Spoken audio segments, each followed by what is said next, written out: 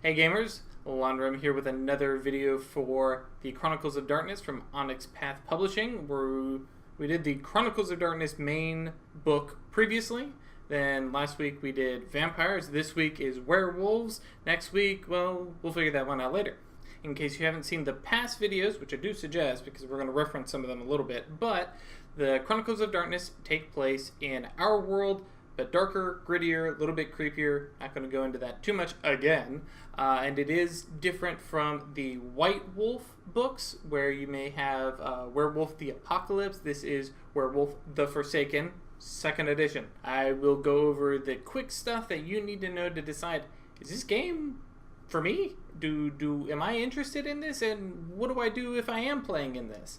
And give you some stuff if you decide, hey, maybe I want to game master this. So I want to DMGM, in this case, storytell this particular game type. Give you a little idea of what you'll do with some baddies. And to start off, what is Werewolf the Forsaken? Well, it's a group game, and I mean this in a very, very obvious way. In the fact that it is an RPG. You're going to play with some folks, play with your friends around a table, normal kind of thing. However, Werewolf the Forsaken, being werewolves and wolves, it is all about pack dynamics. It is all about your pack, your tribe, your group, your territory, and your extras. We'll talk about that a little bit more, but it is one of the very interesting things to compare it versus the classic vampire game with Vampire the Requiem, where Vampire the Requiem is a very lonely game, and you might have a dynasty and stuff like that, and you have some vampires that you're working with. Werewolf the Forsaken is much more about bring a group together and go accomplish something. Story-wise, way back in ancient times, Father Wolf and Mother Luna, or Mother Wolf and Father Luna, or they're spirits. Nobody cares about gender, right? They guarded all of existence. Great big wolf hunted down spirits that lingered too long in the prime plane, in with all the fleshy people, and then culled the herd when there was too many humans. And then, of course, Luna is floating up there protecting the shadow, the spirit realm itself, from chaotic creatures from the void. Yes, void, shadow, not apparently the same thing. Okay. Werewolves, you guys, sort of, the Urotha, are those who were born from Wolf and Luna getting kind of cozy with each other, and, well, eventually Father Wolf weakens. Maybe this is just he's been doing this too long, or something wounded him. Stories aren't quite clear, but like any good wolf pack, they see the alpha is wounded and weak, and they kill him. And maybe not the best idea, because as he is slain by his own children, the gauntlet goes up. The gap between the spirit world and humanity, which was once very, very broad and anything could cross through, now all of a sudden becomes restricted, and the worlds are shoved apart, and you have this gauntlet, this path that one must travel. And then there's no big Father Wolf watching over the gauntlet there, the passing between of spirits and fleshy creatures between worlds. So, whoops. And of course, Mother Luna, Father Luna, is not, of course, happy with the death of her mate, and so curses all the werewolves with madness, because it's lunacy, and of course a weakness to silver. And then, well, of those tribes, well, 3 of them run off and say, nope, not our fault, or we didn't want to do it, or it's not our job now, and they run off and they call themselves the pure werewolves. But then there are 5 other tribes who step up and go, alright, yeah, we killed Dad, we'll take over his job, because that's what we were supposed to do. They were the Forsaken. Not exactly sure how they chose these names. The Pure, who ran away from stuff, and the Forsaken, who decided to follow up with responsibilities. But either way, we have the Pure, or the bad guy, werewolves who've run off on their responsibilities, and then the 5 tribes of the Forsaken that you play. As a werewolf, your job is to, well, defend your territory, hunt things, and be better. It's very, very generic, and different werewolves take this as different things. Different tribes take this to mean different things, and different packs take this to mean different things. Which means, as a game, this is actually wide open for what your group wants to do.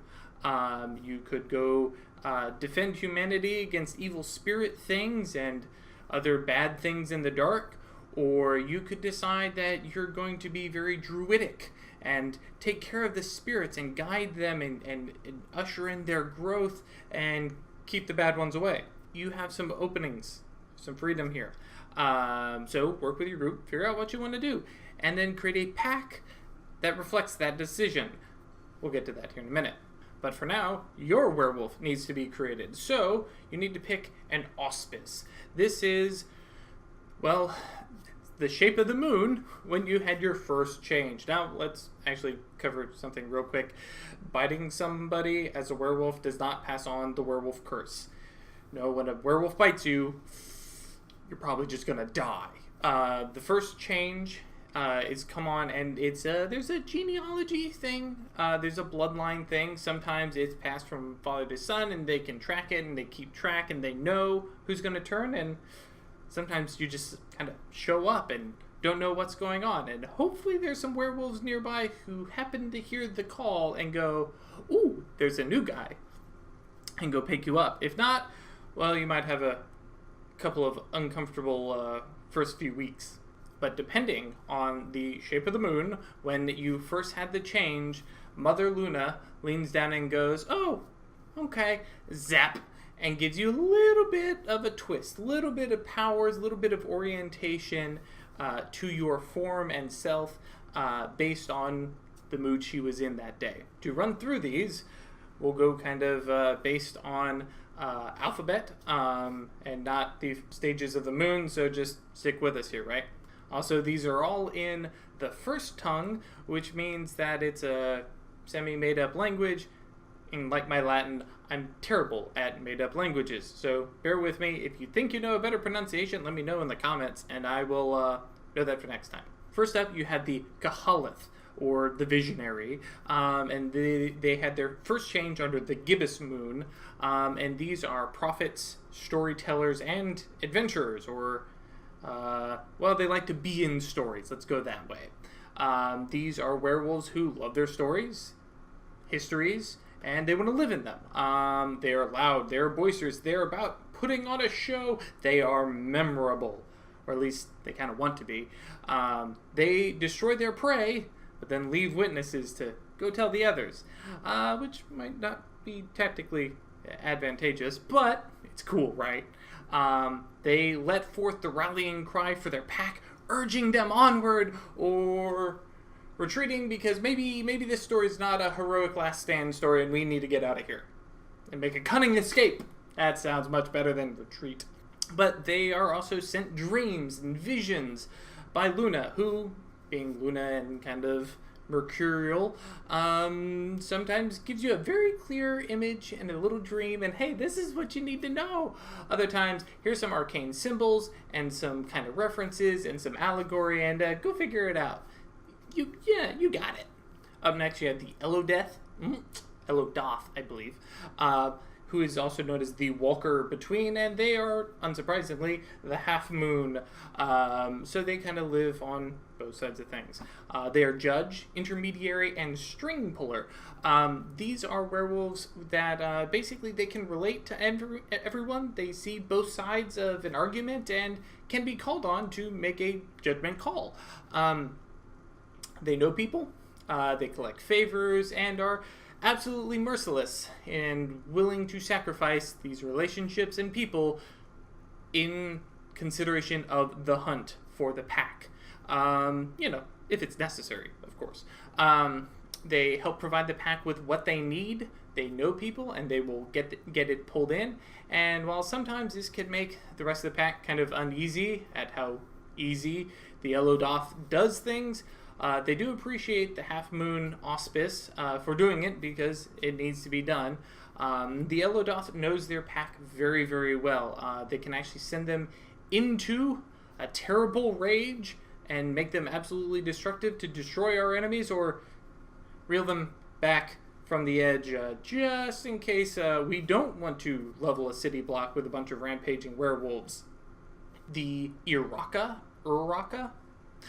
is the Stalker, and they are born under the new moon, so moon's not even showing, but I guess it still counts.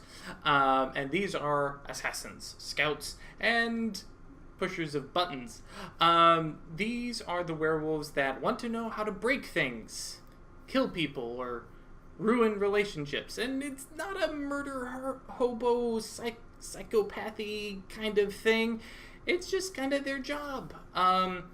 They don't hunt in among the pack, howling their rage.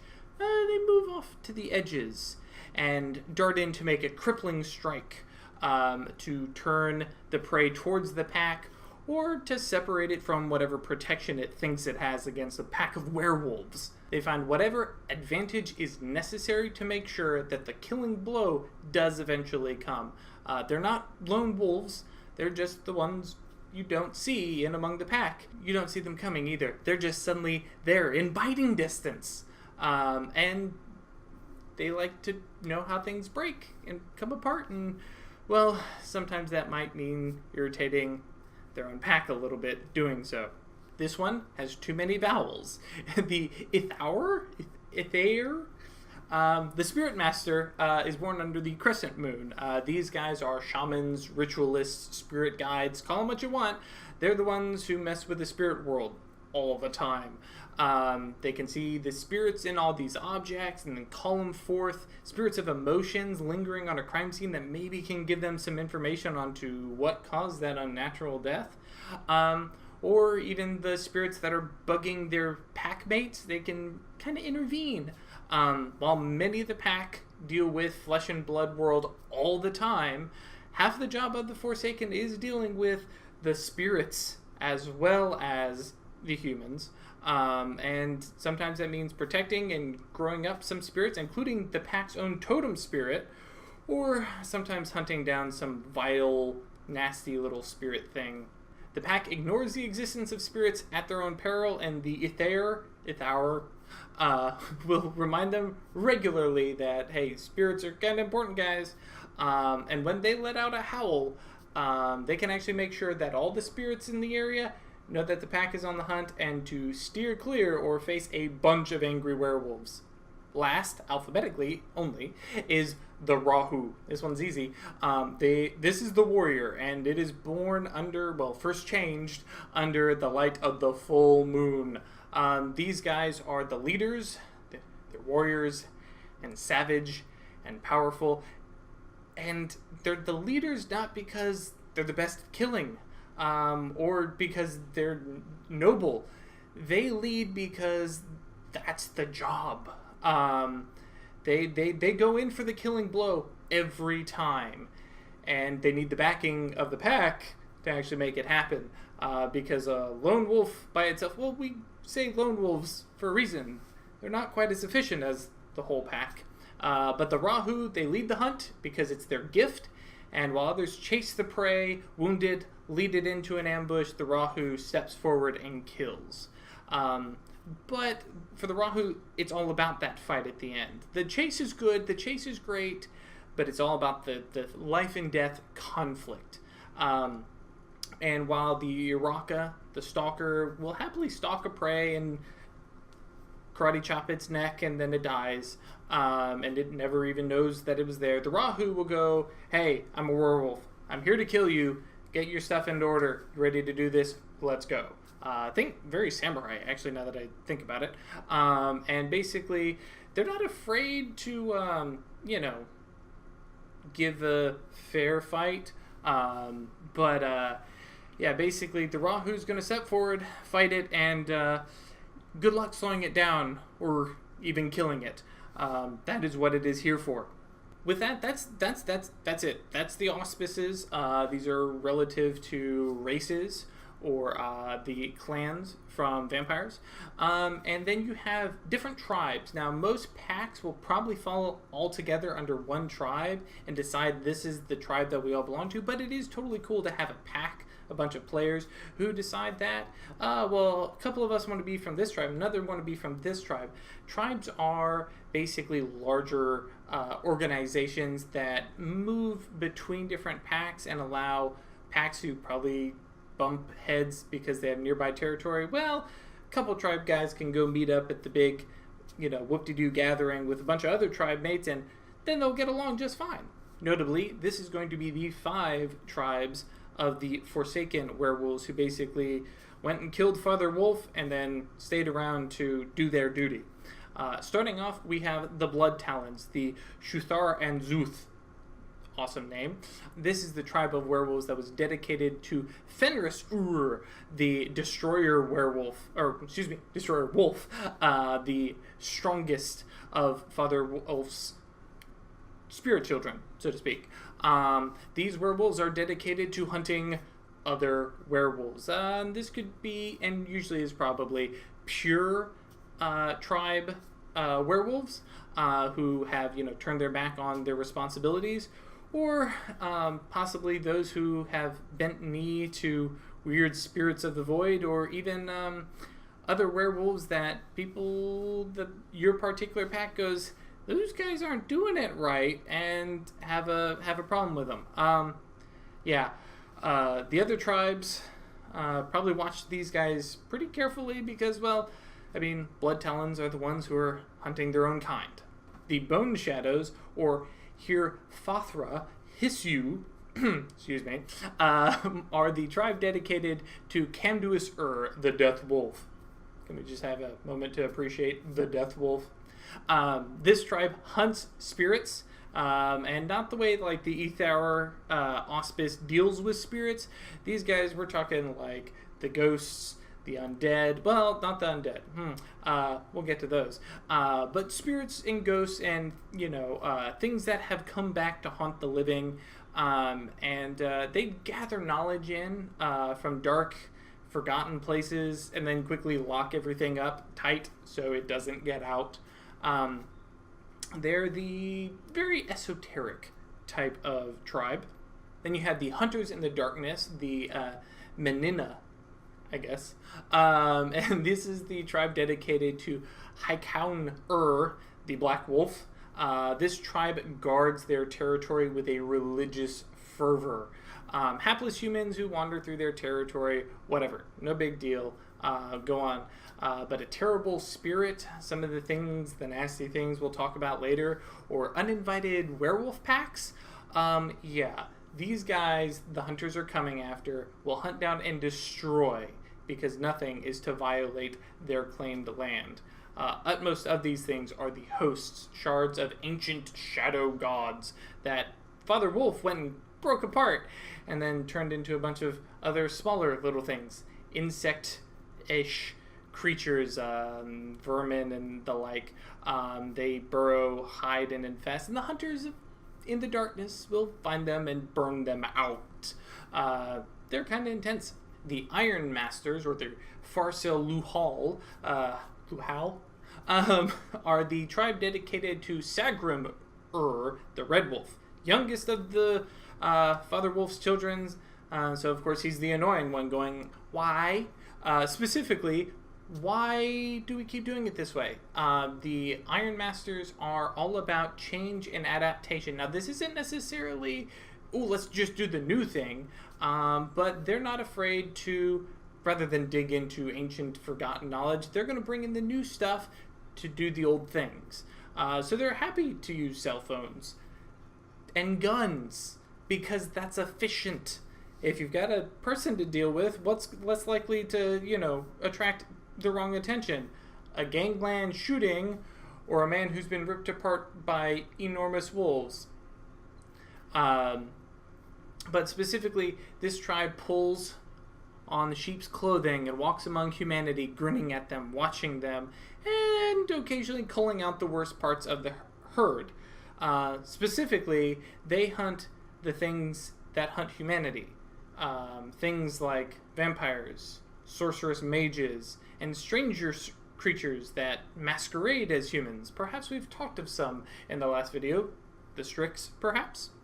And then we have Stormlords, the Iminir, and these guys are dedicated to Skolas, the Winter Wolf. These are the werewolves who will just endure anything, show no weakness, and thrill in the challenges of the extreme. When they hunt, they seek out those who are possessed by spirits, called the Ridden or the Claimed. Basically, people who have either got spirit kind of clinging on and possessing them, or actually completely embodying them, and the human is not there anymore. And they watch for signs of weakness among humanity, of those who might be susceptible to these spirits, and so they kind of try and play a proactive role before it ever comes to that far. And then there's a sixth tribe, the Ghost Wolves, the Thyrtha Numia.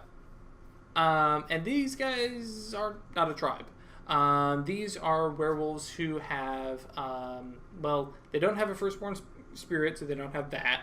They don't have a big great wolf spirit somewhere watching over them and stuff like that. But they've either turned their back against their responsibilities of dealing with the spirit realm and following one of these tribal, pathways, or actually they're just new or not involved and just don't know any better. They may actually try to hide that they're even werewolves entirely and just try and keep that all away. And then others may actually just say, yeah, those responsibilities are great and all, but I've got other problems and I'm going to use these cool new powers to handle it. In some case, perhaps they hunt vampires because now that they're a werewolf and can see all this supernatural stuff, and they notice these things in the nightclubs around them and go, all right, I got to deal with this. Or, maybe they just hear about murderers and serial killers and decide, you know what, the police are busy, I'll handle this. Or maybe they actually work in the courthouse and go, another one got away, I'll handle that. Thanks, Daredevil. So you have your werewolf and his auspice and tribes that hopefully you and your group have decided to all fall under a couple of these categories and work that out amongst yourselves. Now it's time to make your pack. Because while the tribes are great, those are big, spread out organizations, and you need a pack that handles the local territory, couple blocks, a small town, an area of woods. You have a lot of options. And the cool thing about Werewolf the Forsaken is you're encouraged to make your pack large. You're going to have your Uratha. These are going to be, generally speaking, your player characters, though you guys might agree that, hey, we might actually need somebody else as an NPC also to kind of cover this spot that we as players don't want to do, and so we'll create an NPC to kind of handle that. Maybe we need an Ithaur to handle all the spirit stuff because killing other stuff is way more fun. So you'll have those guys. Then you also need wolf-blooded. These are humans who have wolf blood in them. Werewolf blood, but not enough to the point that they change. And you should make, at least the book advises, that you have your main character and then everybody make a wolf-blooded character. So if you got 5 werewolves, and you got 5 wolf-blooded guys to kind of back you up. And these guys are given aspirations, just like any other Chronicle of Darkness character. They have a tell that kind of makes it obvious that there's something a little wonky about this guy. Not too precise, but yeah, the werewolf thing is kind of showing. Maybe in the teeth or a little too much mutton chop. I don't know. And then they usually have some, you can have like wolf-blooded merits. These are also really good for player characters if you decide, hey, I don't want to play a werewolf, but it would be cool to still play in the group, and we'll get to more of that too. You also have humans. Again, probably 1, maybe 2 per character, per player character, and these guys you don't really need to flesh out too much because these guys are on the periphery of your whatever your pack is doing, and they probably don't necessarily know everything that's going on, but they probably know that you're werewolves at least. And these guys, you give them like 1 aspiration, and rather than try and build out all these different things that they can do, you give them like 3 actions, like this guy's a researcher, this guy sells drugs on the street, because it's nice to have a guy on the street keep an eye out, just don't judge, right? And so you have these guys. And then you need a totem. This is a totem spirit that literally pulls and binds the pack together. This is a spirit that you find possibly out in the urban landscape. They have a terrific description of a bunch of different urban things like tall, spindly, metal, humanoid-looking things with giant eyes that represent the spirits of modern surveillance and, ticket cameras and, stuff like that. And so this spirit you guys kind of corral in, say, hey, you're going to be our totem, and so we're going to give you a place to set up shop, and then you're going to give us benefits, and we're going to protect you. It's a win-win for everybody. Specifically, the spirit gets an aspiration that it has that actually counts as an aspiration for everybody in the pack. So any progress made towards that, cool. So something that the spirit wants or is pursuing. And it has a ban, so a thing it can't do. And the ban actually applies to everybody in the pack. So, hey, cool, fire spirit, sure. But its ban is, it can't be completely submerged in water, otherwise it has problems. So, hopefully nothing sends our werewolf pack swimming, because then it's going to be detrimental. Not killer, but detrimental. And then based on the merits that everybody takes, again, merits are a thing that you do in character creation. We're going to skip over that now. Check out the Chronicles of Darkness video for more about that stuff. But if you buy Totem Spirit merits, that gives XP for the Totem Spirit, which it spends on things like buying more strength, which then applies to everybody in the pack, including those regular old humans or the wolf-blooded guys. And other people you might bring into the pack, because every now and then, you're a nasty werewolf hunting even nastier things out there, and, there's this blood-sucking guy who's not so great, but, he's kind of after the same things we're wanting to kill. Let's bring this guy in.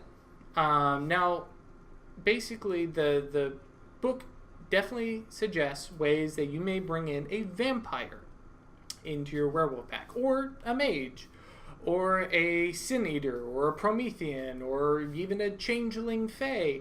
We'll go into these guys in later videos, but Werewolf is the first book in our video series, I guess we'll say, that actually encourages you to bring in some of these characters. And an NPC works just fine. That way they can kind of be here and there. That way, when they're sleeping during the day and we're all doing stuff, that player doesn't go twiddling his thumb, I can't do anything. Or they could go play one of the wolf-blooded characters that you guys made. See, this is why I love this whole werewolf pack thing. But, nonetheless, this is your pack. You build it out. And you might have some of these cameo characters that show up or are other players. It's kind of cool. Anyways, back to your character creation. Some of the little things, like I was talking about merits. Now that you've got, a werewolf created, you have Primal Urge. This is similar to Blood Potency previously with vampires. This is your power. It determines how great of a werewolf you are. It does come with some detriments. Notably, when you enter the Death Rage, it lasts longer and longer the more powerful you are, up to 12 hours of rampaging terror. No big deal, guys. On the lower end, it probably lasts for, seconds, minutes. But it also determines how much you regenerate. Even in your human form, at the lowest level, you'll regenerate bashing damage, that lowest tier of damage, every turn. Just a little bit. And then you can spend essence, which is the power, because vampires use blood. Use essence, spirit essence. It's the same stuff that spirits themselves want to use. And you can use that. So instead of regenerating a couple points of bashing damage a turn, how about we regen some of that lethal damage? Cool, thanks for that.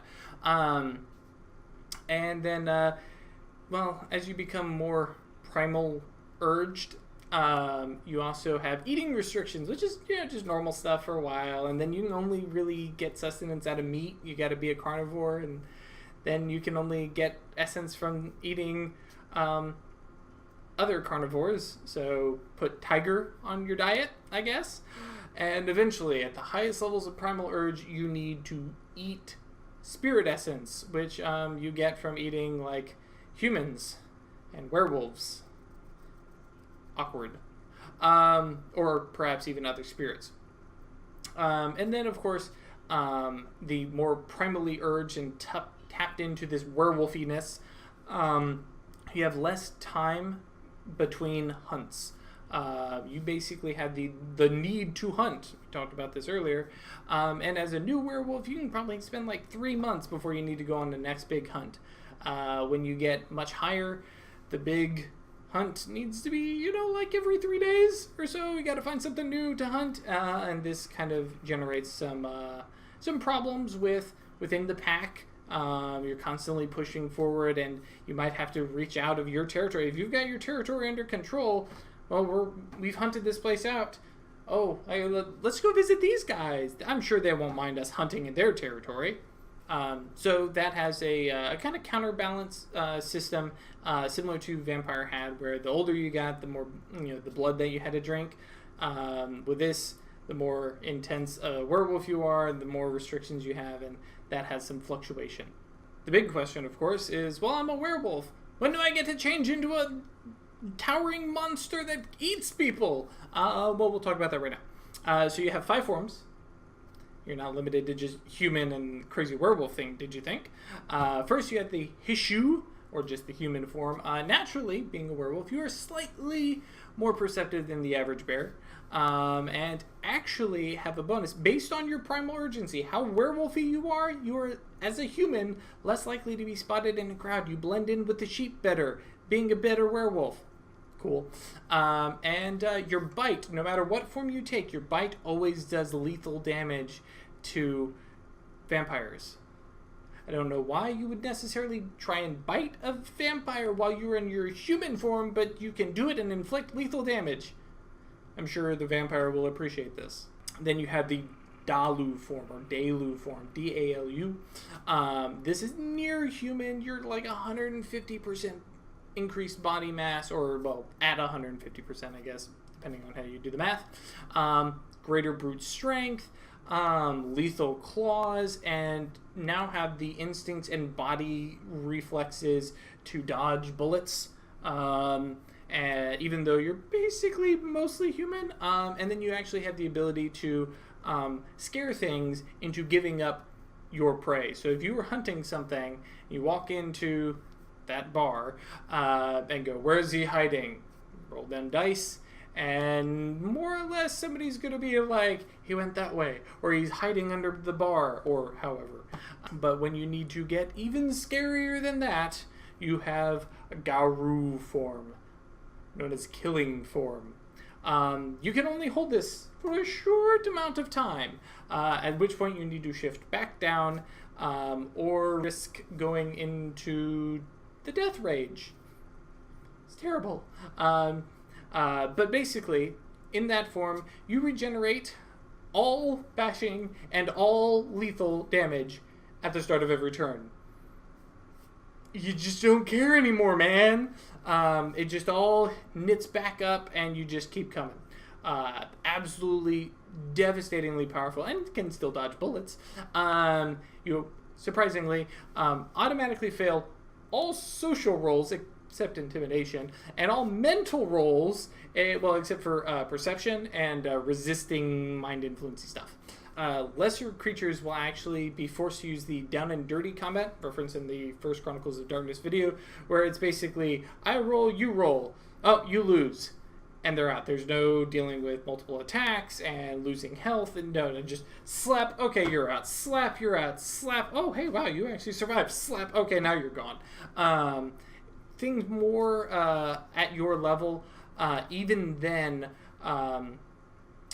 can't even use skills to evade and dodge you. They can only use like their wits or their dexterity. That's it. There's no being athletic to dodge the Garu form when it's coming for you, man. But there is the death rage, which is basically after a certain point, you need to start shifting gears down and shift out of it or drop into the death rage. the hard rage and just go absolutely insane for anywhere from minutes to, well, at the height of werewolfiness, 12 hours. This is where that Elodoth guy who can go, dude, chill, is super important to have, especially since when you're in that rage, people nearby can be drawn into the rage too. So the next thing you know, the entire pack has gone into a terrifying hard rage that you as a player have no control over. Most DMs, I suggest you just go ahead and fade to black, because they're going to wake up in human form having no memory of what just happened. So then they get to pick up the pieces, and you get to have your own version of the Hangover, except you get to find the trail of dead bodies. Because when in death rage, you keep killing, and you don't care if it's human or werewolf or wolf-blooded. You may turn on your own pack. It is a scary, scary, dangerous thing. Must be respected.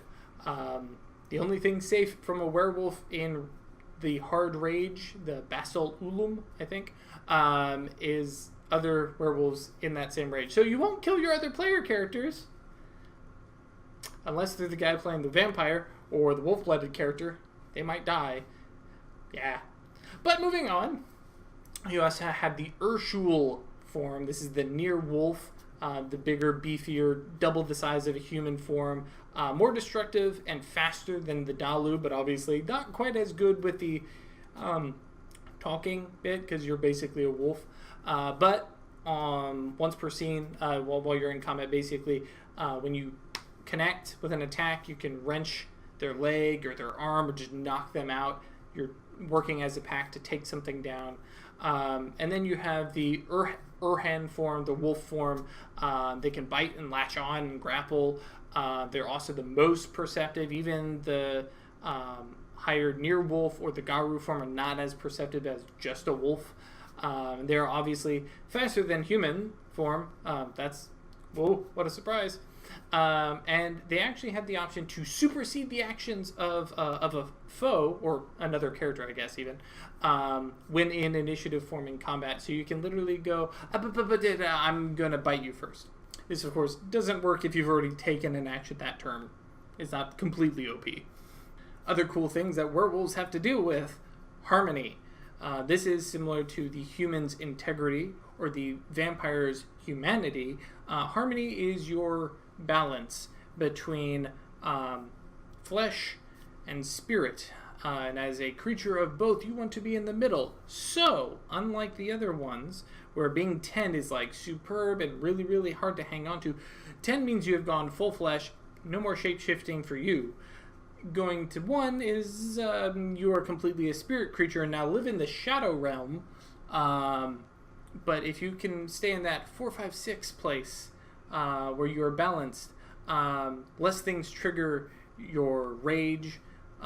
Transforming is a easy thing to do, and you're in harmony with yourself, and you have a nice range. You 4, 5, 6. 5 specifically has some other bonuses too, but notably 5s and 6, 4, 5, 6 is where you want to live.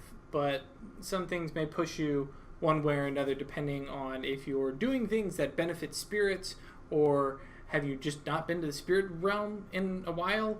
Have you been lacking on your duties and just doing human stuff? So you have a balance.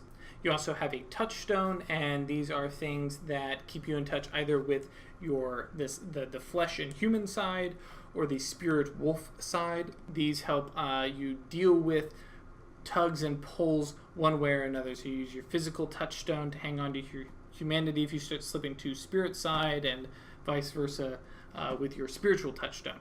You also have your blood and bone. This is similar to our mask and dirge from vampires, or your vice and virtue from humans. Blood is who you are on the hunt, when lives are on the line. This falls under archetypes like the alpha or the challenger or the destroyer. Fox, the monster, and the soldier are all the kind of archetypes that are in the book. Of course, you're welcome to make your own. These are how you generate willpower. And then you have bone, which reflects your self-identity, who you are behind the fur and the fury. This is like you're the community organizer, or you're the cub, the new guy, the guru, the hedonist, the lone wolf, the wallflower, all these that reflect who you are inside, and again, ways to generate willpower. Werewolves obviously have their own merits. Not going into them, there's a ton of them. You also have renown. There are 5 specific renowns. And these are not things that you learn. These are, well, it's renown. It's reflective of your actions. You still buy them with experience in-game, but they need to actually match an event that ties into cunning, glory, honor, purity, or wisdom. And based on how many total points, dots, you have in various renowns all gathered together, that actually gives you a spirit ranking. So when dealing with spirits, you actually have a rank, and piddly 1 rank, okay, cool, hey, welcome to the club. 5 top dog, big spirit guy walking around. And as opposed to a lot of other like vampire disciplines and devotions and stuff like that, or merits or these gifts that we'll talk about here in a second, renown reflect as silvery brands onto you, brought down by loons, the little moon spirits that are her agents, and basically come down and brand them onto you, and they reflect in anybody who sees them, which you can kind of flex and show off as an effort. And people can see them and reflect and see them and immediately know vaguely what it was that you did to earn those marks. And these give you different powers. But then you also have gifts. This is similar to the vampire disciplines, and they fall under wolf, moon, and shadow categories. Wolf stuff is available to all werewolves. Moon stuff are based on your auspice, so whatever shading of the moon you fell under. So, Rahu, warrior stuff, only available to Rahu. And then you have shadow stuff, which is stuff from spirits that you do not learn, but in one way or another earn from spirits, and they let you do a ton of stuff. And then you have rites, and these are, like they said, they're rites, they're rituals that you can perform. My personal favorite is, hey, we're going to yell into a jar and get all our anger out and stop it up, and then go jump into a freezing cold lake and woohoo, and as long as you hang on to that thing that you yelled all your rage into, it's actually easier to control that death rage, and that way you can just kind of, oh yeah, that's right. Now, of course, if the thing ever breaks, and you go right into a rage, but hey, let's go polar bear diving, or I can't remember what it's called. You have fetishes, and these are items that you have bound spirits into. This is kind of that Ithaur thing, and these give you access to strange powers or different benefits. And so all this stuff kind of equips you as a werewolf and your pack to do things. But what are we up against? Storytellers, DMs. This is behold your bestiary, sort of. Quick rundown. You have the Pure, who are the werewolves who bailed on following all the rules. And these range from like, hey, we want Pangea back, bring us back to that old world, or we need to kill all the humans, or hey, we need to actually, hunt down these lines of bloodlines, and yeah, they have all their wacky own decisions to do. You have various spirits, murder spirits, even spirits of like joy, who like, oh, that sounds so great. Yeah, well, without, moderation, you have, well, people are really happy when they're on drugs, something that you probably want to kind of tone down in your neighborhood, in your territory. You have hosts. These are the weird insect creature things that are amalgamation of flesh and spirit that are very similar to werewolves, actually. Not quite as pure and clean and neat, kind of twisted and messed up, and you have spider ones and you have rat ones, and it's unpleasant. And then you have idigums. Again, I'm probably spelling that wrong, but these are the weird things that manage to get past the warding moon. And these things are weird and constantly shifting and changing, and very mercurial, and It's H.R. Geiger stuff and some H.P. Lovecraft thrown in together, shifting forms or bizarre shapes, and it's like, well, go for the neck. It doesn't have a neck. It's a glowing orb thing surrounded by rings. I don't know what to do with this. So yeah, lots of very, very interesting horror villains, as opposed to vampires who basically they deal with other vampires and like the Strix and humans, and maybe a werewolf. So hey, if you want to play a vampire but you want some more interesting things to go kill, come hang out with the werewolves. And that is Werewolf the Forsaken, 2nd edition, in a nutshell. And boy, do I mean in a nutshell. The gifts and rites alone are worth reading just because they're interesting and cool. You can do so much stuff. Call on storms, twist up, like the Iron Masters themselves have all sorts of stuff to mess with technology. It's huge. I had to keep the video short. I apologize. If you want to see this stuff, let me know. Because if you say down in the comments, hey, do a werewolf thing and tell us about some of the cool gifts, and so we know what that stuff is like, I will totally do the video, but you got to let me know. But that's it. Thanks for hanging around this long. This video is probably longer than I wanted it to be, but I needed it to at least cover all the bases. Next week, we're going to go over Beast, which covers up, well, bloodlines of mythological beasts. We'll just leave it at that. And that is more monsters for Spooktober. And also the book most designed for working with and drawing in werewolves and vampires into a group play thing. So yeah, stay tuned for that. That should be next week as well. Again, thanks for hanging around so long, and keep rolling them dice. Lonram out.